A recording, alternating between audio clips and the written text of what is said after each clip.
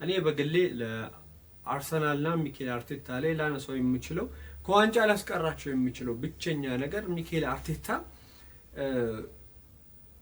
ፍርሃት ልቡ ላይ የነገሰበት አይነት ኮች ሆኖ ይሰማኛል። ምክንያቱም በ22-23 ሲዝን ላይ በ8 ነጥቦች ልዩነት ፕሪሚየር ሊጉን ሲመራ ቆይቶ ለ248 ቀናት ፕሪሚየር ሊጉን ካናት ሆኖ ሲመራ ቆይቶ ዋንጫውን በማንቸስተር ሲቲ ሲነጠቅ ከተመለከተ በኋላ እጅግ በጣም ጥንቃቄ የተሞላው ዲፌንሲቭ ፈርስት የሆነ ቡድን ነው ለመገንባት የተነሳው። ከዛም በኋላ እያንዳንዱን ኤረር ኦፍ ማርጂንሶችን ማጥበብ ችሏል። ሆኖም ግን ያ ወደ መጨረሻው ወደ ሰሚቱ ሊያደርሰው አልቻለም። ዘንድሮ የተሻለ ደረጃ ላይ ያለ ይመስላል። አሁንም ግን አብዛኞቹን ጎሎች እያገኘ የሚገኘው ከተከላካይ ወይም ደግሞ ለመከላከል ላይ ጠንካራ ተጫዋቾቹ የሚያበረክቱለት የጎል አስተዋጽኦ ነው እንጂ የፊት መስመሩን ዩቲላይዝ እያደረገ ያለበት መንገድ የኩሬሽ እንደማስፈረሙ የቡድኑን ያጨዋወት መንገድ ለሱ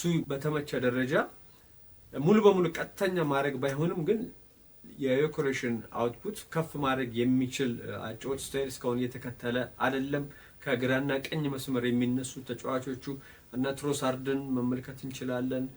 ሳካን፣ ኖኒን፣ ማርቲኔሊን፣ ኤዜን የሚጠቀምበት መንገድ የቡድኑን ፕሮግሬሲቭነስ የቡድኑን የማጥቃት መንገድ ኳስን ወደ ተጋጣሚ የአደጋ ቀጠና በፍጥነትና አስፈሪ በሆነ የአጨዋወት ፓተርን የመውሰድ መንገድ ነው እንጂ አጨራረሳቸው ላይ የፊት መስመር ተጫዋቾቹ ላይ ከፍ ያለ ጫና የሚያሳድር አጨዋወትን እየተከተለ አይደለም ብዬ በግሌ አስባለሁ። ሜቢ